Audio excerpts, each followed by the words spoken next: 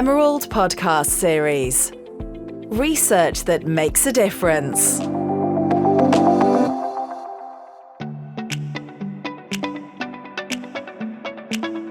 On this episode, I am speaking with Dr. Anthony Goodman from Middlesex University. We will be talking about the paper he recently published titled Supporting Girls and Young Women Victims of Sexual Harassment in Schools.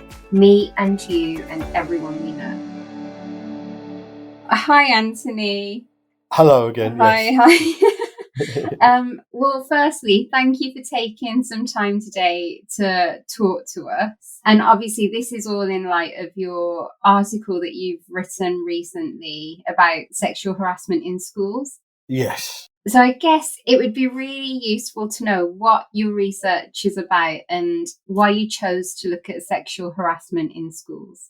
I think that in a sense for me it was unfinished business. I'd started many years ago, back in 2008, with a colleague. We did an edited book on children as victims, and what came over very strongly was this notion of the deserving and the undeserving victim. And in many ways we wish we'd called the book Children as Victims and Survivors, because for a lot of them the trauma they suffer during their childhood stays with them. And a lot of my work has been around work with adult offenders, and you can see that a lot of traumatic experiences from childhood, if they're not resolved, end up with them really finding life very difficult to cope with and often getting into serious trouble. So tell me why you specifically chose to look at sexual harassment in schools. I think the schools are a really important area where these subjects can be addressed, and because I think the other thing which may not immediately be apparent is that for many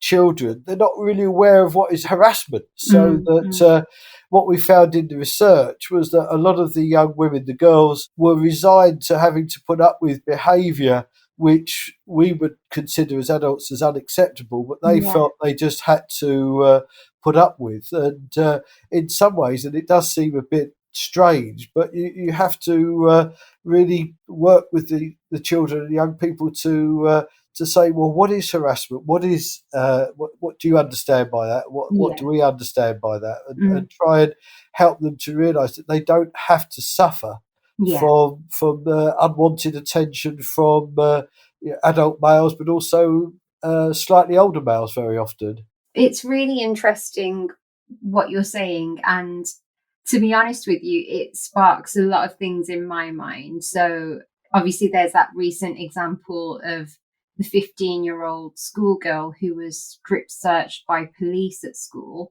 which, you know, it's meant to be a safe environment for people. And then when you've got people who you're meant to trust who are adults who sort of elicit these types of behaviours, that's really troubling, isn't it? Yeah, I think there were two things that really concerned me about that. First of all, that the teachers did not go in and understand that to leave this girl unsupported with police, and that the police treated her in really all manner of circumstances as an adult, and how they didn't look at her as a vulnerable young woman who should have had a mum with her. And really, so there's two things. There is an issue about really looking beyond just the age of the child and see how young women are treated if they're maybe white or if they are a person of colour. There is research that has come out after we finished ours, which would imply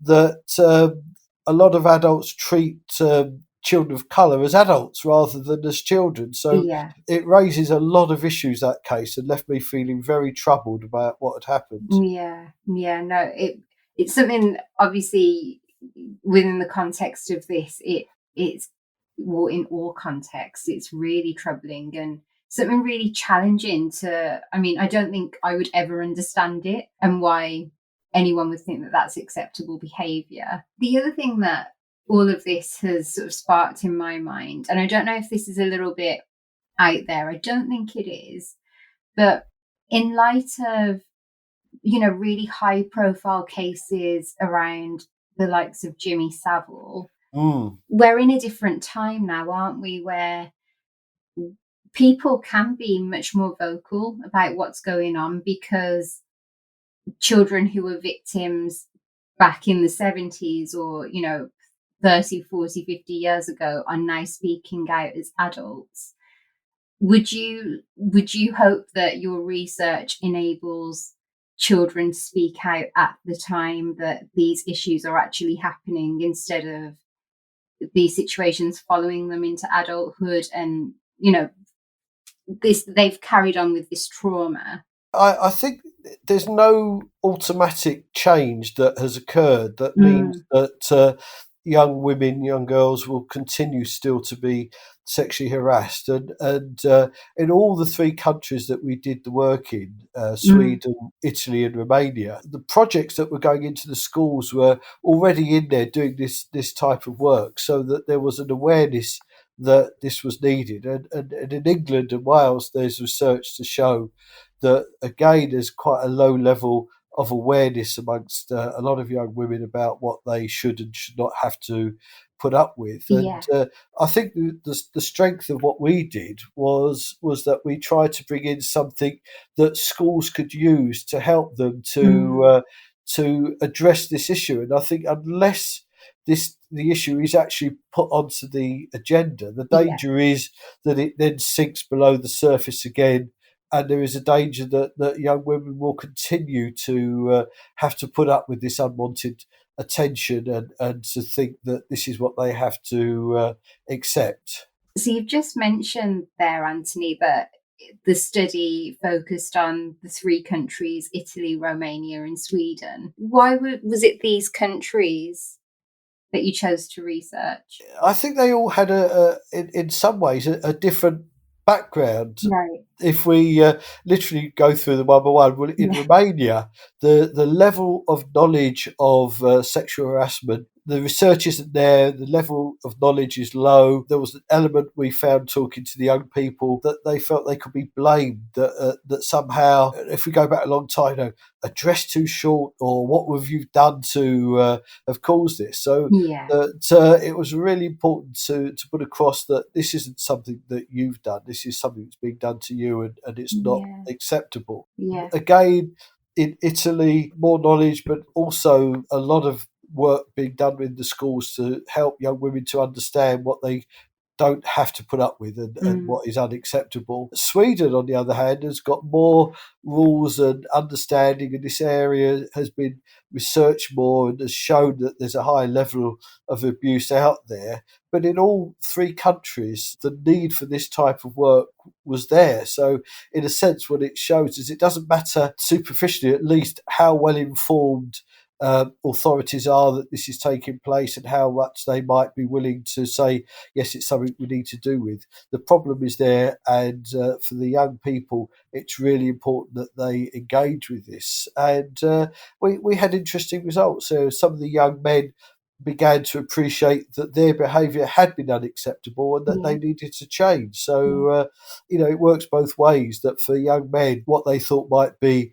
okay, sharing pictures and banter and so on, they begin to appreciate, no, it's not okay, it's not acceptable, and that they need to change. One of the key findings from the project was that schools need to be explicit about their policies on sexual harassment. Can you expand on that?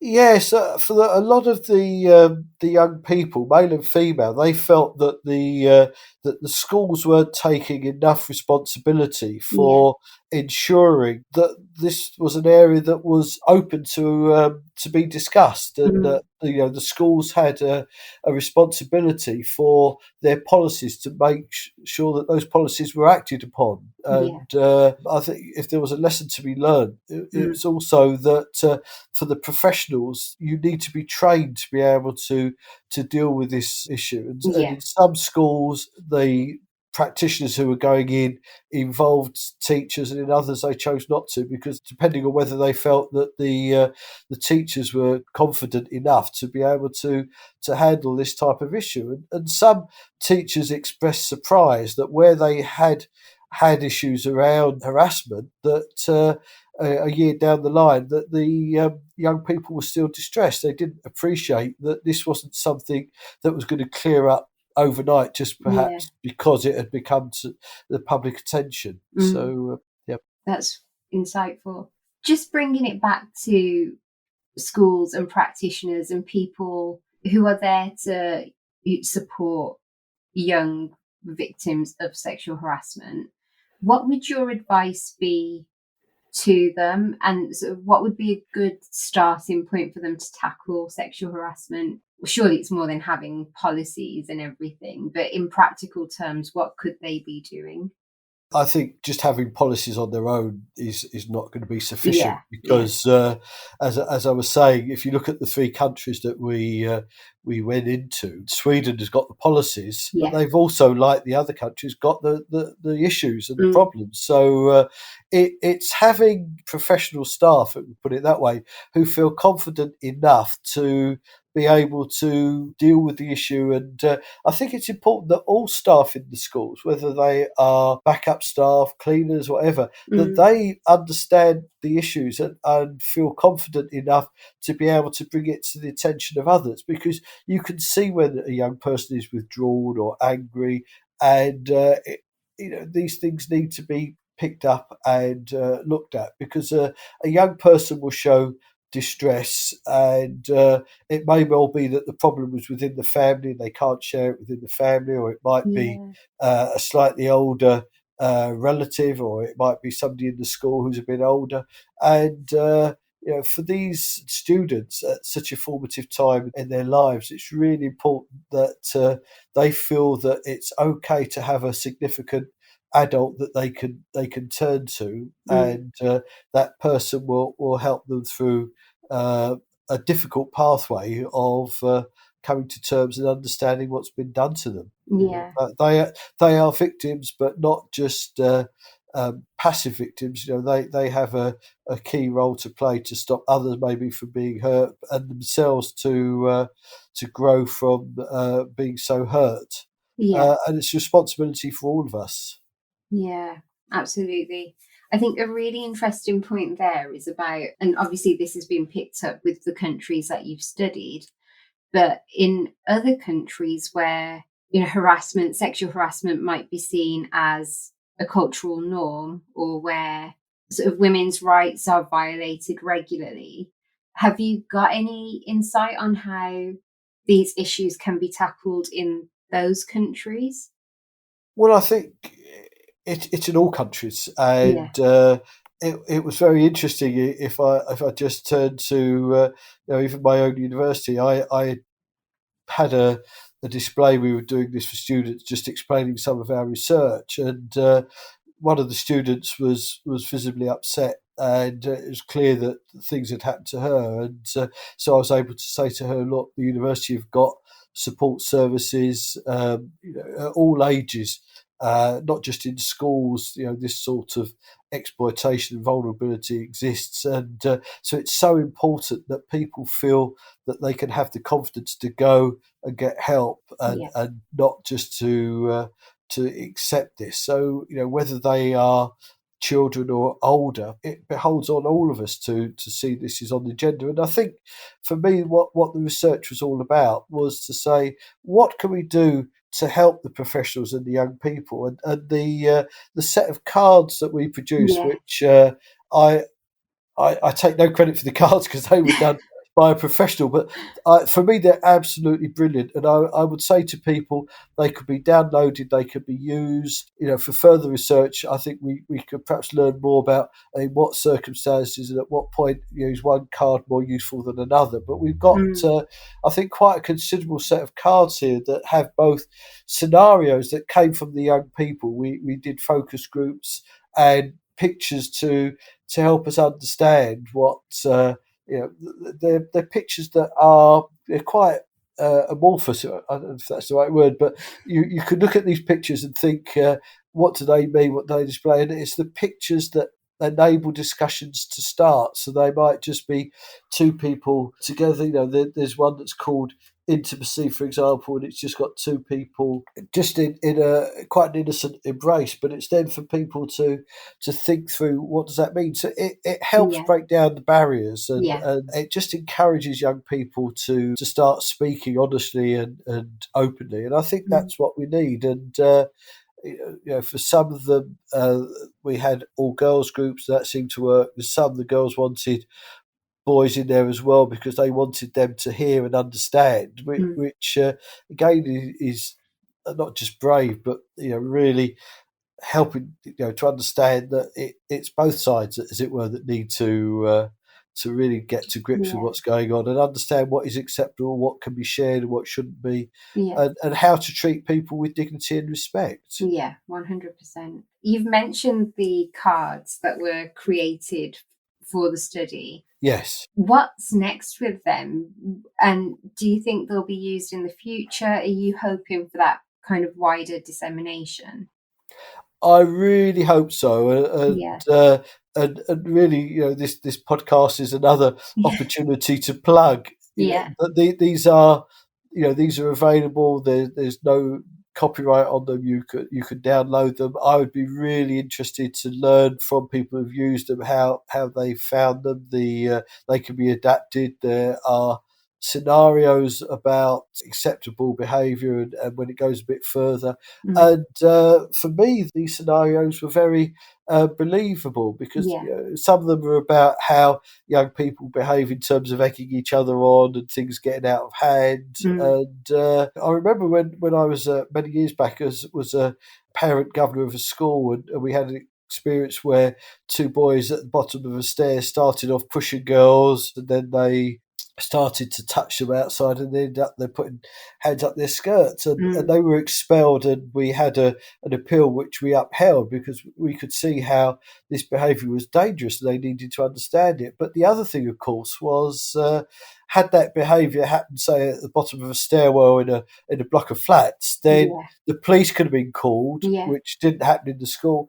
The boys then get a criminal record which stays for them and would stop them perhaps doing all sorts of things, and it's this educative need, because when behaviour is unacceptable, it then becomes you, and that could be staying with you for the rest of your life. So just because it happened in a school and the school took, I wouldn't say a lenient approach, but decided not to go down the route of putting the police in line, would it imply that there is that wide band spread of what could happen to those boys, from getting a criminal record to perhaps getting nothing and feeling that they're getting away with it. And I think if it happens, within the school, you can help them to understand. This is really part of your growth and development, and you mustn't do this. It's not acceptable.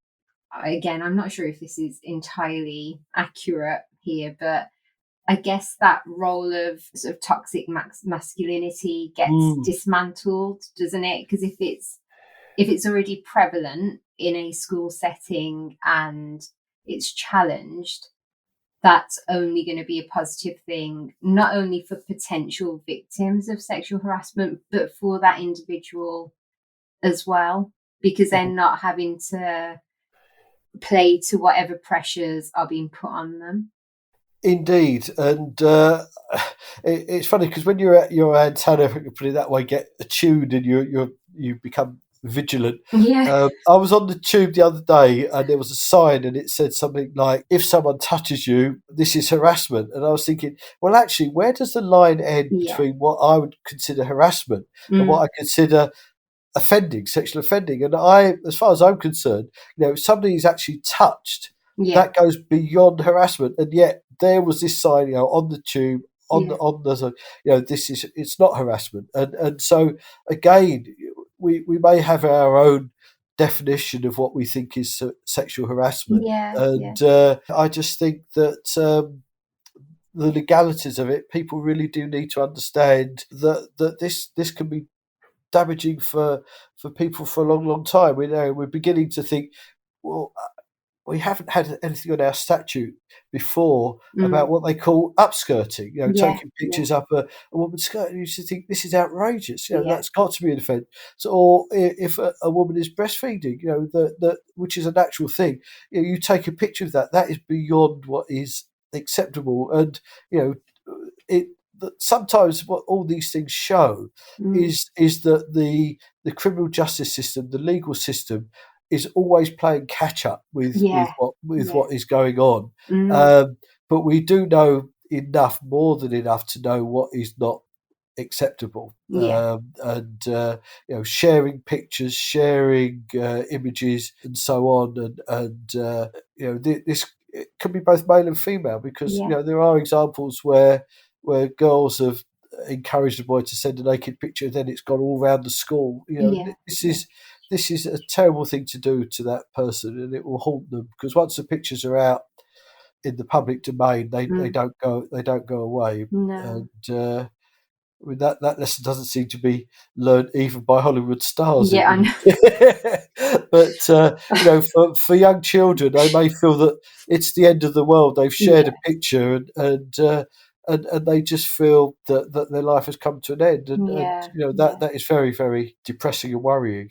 It's the intersectional piece around, this work that you're doing, the education element, the criminal justice aspect to it. It really does make you sense how interconnected everything actually is when you put it that way.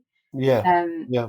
And how far reaching the ramifications can be of what might to one person seem like a bit of banter or whatever it might be, but actually on the extreme end of that, it can really have devastating effects on people's lives. I really think so, and sometimes what we picked up, this sense of resignation of this is how it is, and it's not how it has to be. And Yeah. I just think that the school is such a significant area where this could be picked up and dealt with, because there is an element in some communities that they don't want, as it were, their dirty washing out in public. Yeah. So there is an element. We see this with adults and domestic abuse, where in communities, they don't want this to come out into the public domain, and it's just so important that support is there, so that Yes. young people can learn in safety about what is okay and what's not okay. And in the different countries, I think what came out was there has to be maybe strategies about how you sell this type of education, and it has to be done through education and health, because otherwise, in some countries, if I could put it, that have more of a religious inclination, they may just not want it to be dealt with at all. But I just think it's so important that we don't shy away from dealing with these difficult subjects. Yeah, 100%. And we're equipping people to protect themselves in the future as well. So Yeah. it's only a good thing. Anthony, I think that's a wrap for us. This has been such an interesting conversation. Thank you. It's been my pleasure and my interest, because I was really, I admired the professionals that were delivering these programs, and it was a tough ask, because they had a hard job sometimes getting this onto the agenda, but they persevered, and I think our project wasn't trying to show whether this existed. It was just trying to show how can we do something that's more effective and helpful. We know it exists. Yeah. No, fantastic. Thank you, Anthony. Thank you for listening to today's episode. You can find a transcript of my conversation on our website, as well as more information about our guests. I'd like to thank Anthony Goodman for today's episode, and Alex Youngis from This Is Distorted.